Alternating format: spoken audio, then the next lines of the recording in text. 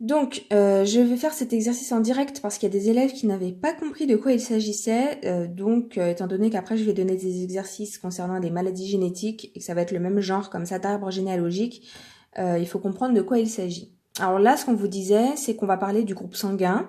Donc le groupe sanguin, il est déterminé par un gène qui se situe sur la paire numéro 9 pour tout le monde. Pourtant, on n'a pas le même groupe sanguin. D'accord? Ça signifie qu'il y a des choses qui vont changer. Et qu'est-ce qui change? C'est que ce gène, en fait, il est présent en plusieurs exemplaires. Là, mon gène ABO, qui va déterminer mon groupe sanguin, on dit qu'il existe en 3 versions. Il y a certains gènes qui vont être présents en 2 versions, d'autres qui vont être présents en 4 versions, d'autres en beaucoup plus, peu importe. Vous, en tout cas, vous avez 2 versions parmi le panel de versions existants. D'accord? Donc ça veut dire que vous allez avoir une version sur le chromosome qui provient de votre père et une version qui provient du chromosome de votre mère. Et donc ça va former 2 allèles et donc un gène. Du coup, là, comment il fallait faire? Eh bien, vous avez Bart, Lisa et Maggie, les enfants, on connaissait leur groupe sanguin. D'accord? Là, on vous dit que Bart, il est de groupe sanguin AB.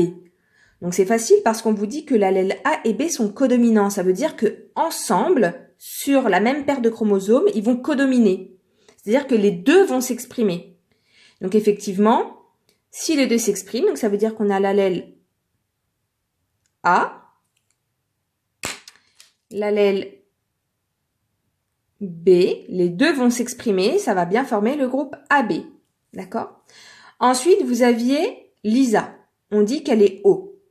En bas, on vous disait que l'allèle O, il est récessif. Ça veut dire que si vous mettez l'allèle O sur une paire de chromosomes avec à côté de lui, si vous le combinez à un allèle A ou un allèle B, l'allèle O ne va pas s'exprimer parce qu'il est récessif.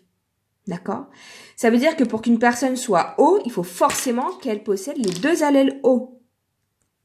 O et O. Sinon, ça ne peut pas fonctionner. Ça veut dire que quelqu'un qui est de groupe sanguin O a forcément 2 allèles O. Un allèle qui provient du père et un allèle O qui provient de la mère. D'accord? Et ensuite, il y avait... ensuite, quand on est là, comment on fait? Donc là, on va pas tout de suite faire Maggie parce que pour Maggie, il y a plusieurs possibilités. On vous dit que Lisa est OO. On sait qu'il y a forcément un allèle O qui provient du père et un allèle O qui provient de la mère. Donc ça veut dire que Monsieur Simpson a forcément un allèle O quelque part. On peut le mettre là ou là, hein, peu importe. Et que Madame Simpson en a un également. Sinon, eh bien, Lisa ne pourrait pas être de groupe sanguin O. D'accord? Maintenant, on vous dit que Bart, il est AB. Donc, il y a forcément un allèle qui provient du père et un allèle qui provient de la mère. Donc là, vous aviez le choix au hasard. Donc, on pouvait dire, par exemple, que l'allèle A provenait du père. Alors, je me suis trompée de couleur. Donc, on va dire que là, c'est B. Et donc, l'allèle A provenait de Madame Simpson. Ça aurait pu être l'inverse. Peu importe. D'accord? Et du coup, Maggie, qui est du groupe sanguin A, ça veut dire qu'elle a forcément un allèle A. Et comme on sait que l'allèle A a été donné par Madame Simpson, qu'est-ce qu'a pu donner le père? S'il avait donné un B, ça aurait donné AB comme Bart. Mais comme on sait qu'elle est A, ça veut dire qu'il y a un O qui est en concurrence ici. Et comme on sait que l'allèle A est dominant sur le O, Maggie est de groupe sanguin A. Si ça avait été BO, ça aurait été possible. Hein.